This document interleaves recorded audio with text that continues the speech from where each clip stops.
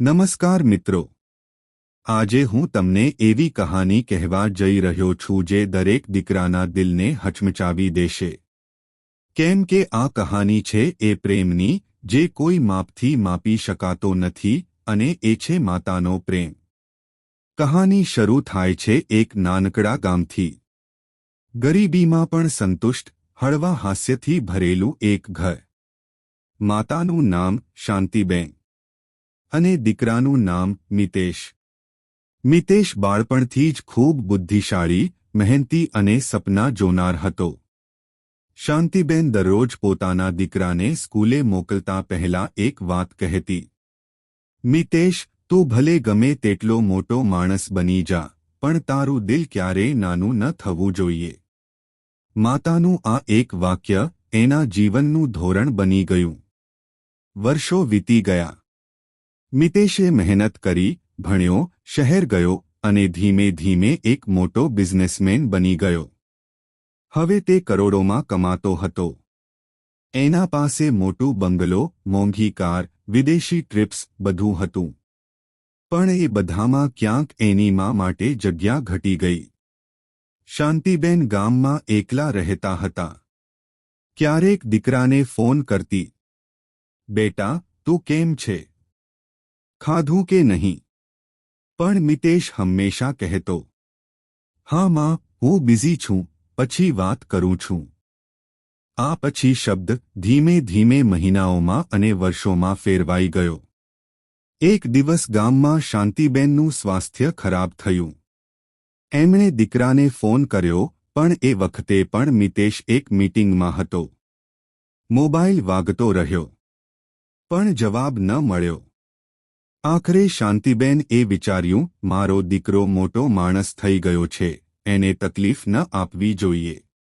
અને એ ચૂપચાપ પોતે જ હોસ્પિટલ ગઈ. દિવસો જતા રહ્યા. અને એક દિવસ સવારે મિતેશના ઘરના દરવાજા પર એક પોસ્ટમેન આવ્યો. એના હાથમાં એક જૂનું લિફાફું હતું. લિફાફા પર લખેલું, મારા દીકરાને મા તરફથી. મિતેશ હસ્યો, કહ્યું, મા તો ઈમેલના સમયમાં હવે પણ લિફાફા લખે છે. પણ જ્યારે એણે લિફાફો ખોલ્યો, એના હાથ કંપી ગયા. લિફાફામાં એક જૂની ફોટો હતી, એ અને એની મા, એના બાળપણમાં. અને એક નાની ચિઠ્ઠી. ચિઠ્ઠીમાં લખેલું હતું, બેટા, તું ઘણો મોટો થયો છે. પણ જ્યારે તું નાનો હતો, તું રોજ કહેતો કે માં, એક દિવસ તને મોટું ઘર આપીશ.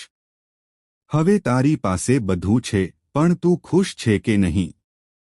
હું તો તારી ખુશીમાં જ જીવી રહી છું. તને યાદ છે, જ્યારે તારી સ્કૂલની ફી ભરવા માટે મેં મારું ચાંદીનું કંકણ વેચ્યું હતું? એ કંકણ હવે મારા હાથમાં નથી, પણ તારી સફળતા જોઈને હું ધનવાન બની ગઈ હતી. બસ એટલું જ કહેવું છે, જો કદી સમય મળે તો એક વખત આવી જા.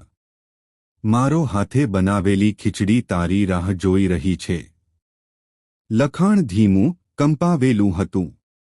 ચિઠ્ઠીના અંતે લખેલું, પ્રેમથી તારી મા. મિતેશની આંખોમાંથી આંસુ વહેવા લાગ્યા. એ તરત જ ગામ માટે નીકળી ગયો. જ્યારે એ પહોંચ્યો, ત્યારે ગામના લોકોના ચહેરા પરથી એને બધું સમજાઈ ગયું. માતાની ચિઠ્ઠી એના હાથમાં હતી. પણ માતા હવે એના હાથમાં નહોતી. શાંતિબેને શાંતિથી વિદાય લઈ લીધી હતી. કોઈ પરેશાની વગર, એક નાનું સ્મિત લઈને. મિતેશ જમીન પર બેસી ગયો.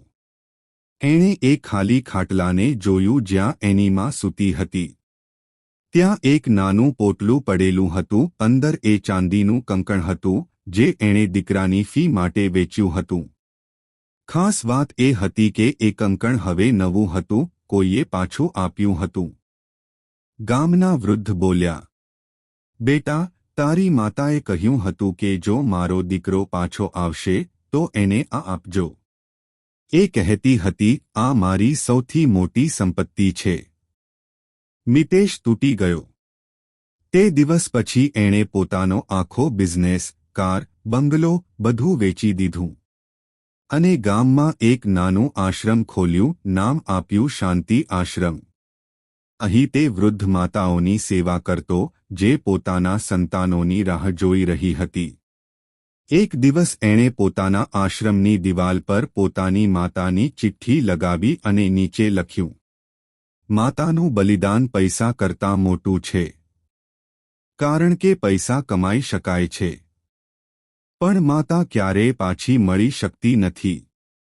અને મિત્રો, એ દિવસથી મિતેશ કરોડપતિ ન રહ્યો, પણ દિલથી અમીર બની ગયો. માતા એ ભગવાનનું જીવંત સ્વરૂપ છે. તમે કેટલા પણ મોટા બની જાઓ, પરંતુ જે પ્રેમ તમને માતાએ આપ્યો છે, એનો બદલો ક્યારે આપવો શક્ય નથી. ક્યારેક માતા પાસે બેસીને વાતો કરજો, એમને ખૂબ જ આનંદ થશે. તો મિત્રો, તમને આ સ્ટોરી પસંદ આવી હોય તો વિડીયોને લાઇક કરી તમારા મિત્રોને શેર કરો અને ચેનલને સબસ્ક્રાઇબ કરી નાખો. સાથે સાથે કોમેન્ટ બોક્સમાં મા માટે 2 શબ્દો જરૂરથી લખી દેજો. તો મિત્રો, અહીં આપણો આ વિડિયો પૂરો થાય છે. મળીએ આવી જ એક નવી રસપ્રદ સ્ટોરી સાથે. ત્યાં સુધી મારા તમને રાધે રાધે.